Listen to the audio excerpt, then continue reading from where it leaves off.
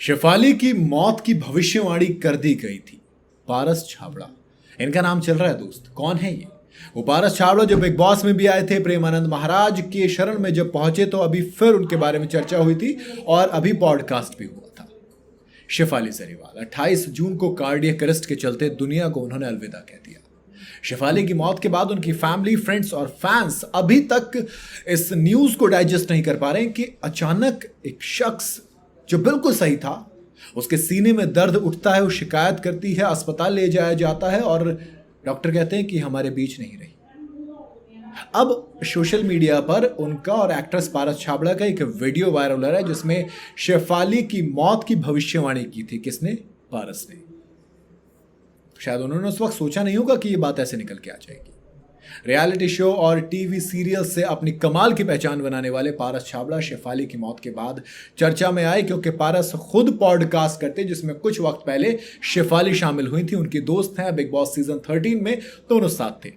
इस पॉडकास्ट के दौरान पारस और उनके बीच कई सारी बातों को लेकर चर्चा हुई थी जिसमें पारस ने एक्ट्रेस की कुंडली पढ़ने की बात का भी जिक्र किया था और इस बात का जिक्र करते उन्होंने भविष्यवाणी की थी कि आपकी मौत कैसे होगी।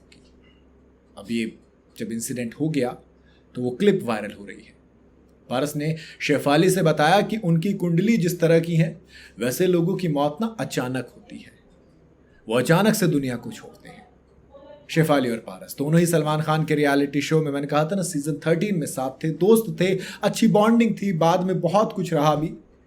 उन्होंने एक्टिंग के साथ साथ मॉडलिंग भी किस्मत आजमाई थी, उसमें पॉपुलर भी अच्छे खासे हुए थे। अब पॉडकास्ट भी खूब कर रहे हैं। इससे पहले वो cover factory, call center, cab service, gym, salon, cold storage जैसी जगहों पर काम कर चुके हैं, मेहनत करके यहाँ तक पहुँचे हैं, बहुत बड़ा नाम बनाया, हर जगह पहुँचे। और फिर 2012 में उन्होंने इस इंडस्ट्री में एंट्री की थी। पहले कदम की बात की जाए तो वो पहला कदम dating reality show Splitsvilla से आए थे सीजन 5 में, जिसमें उनको लोगों ने काफ़ी ज़्यादा पसंद किया था। पारस कुछ वक्त पहले प्रेमानंद महाराज जी के पास भी पहुंचे थे, तब फिर चर्चा में आए थे जहां उन्होंने अपने डिप्रेशन को लेकर चर्चा की थी। अगेन वही बिग बॉस वाली बात, कहा था कि अब आध्यात्म के रास्ते पर चलना शुरू कर रहा हूं तो डिप्रेशन में बाहर आ गया हूं मैं। करीब 3 से 4 साल तक घर से नहीं निकला था। ये चीज़ हुई ना। उन्होंने कहा कि मुझे लगता था कि मैं मर जाऊंगा, हमेशा नेगेटिव सोचता था, लेकिन अब मैं पूरी तरह से ठीक हूं। ये सब कुछ पारस छाबड़ा का है, लेकिन कहानी बड़ी अलग है यार, है ना। कई बार आप बोलते हो, आपको अंदाज़ा भी नहीं होता कि चीज़ें हो जाएंगी और वो चीज़ें हो जाती हैं, तब आपको सोचते हो कि मैंने ऐसा क्यों बोला, काश मैं ना बोला होता, काश थोड़ा सा कंट्रोल किया होता।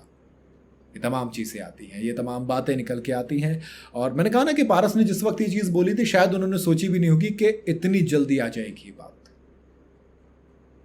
सोच समझ कर बोलना चाहिए। बाकी आपकी क्या राय है वो आप अपनी राय कमेंट में बता सकते हैं।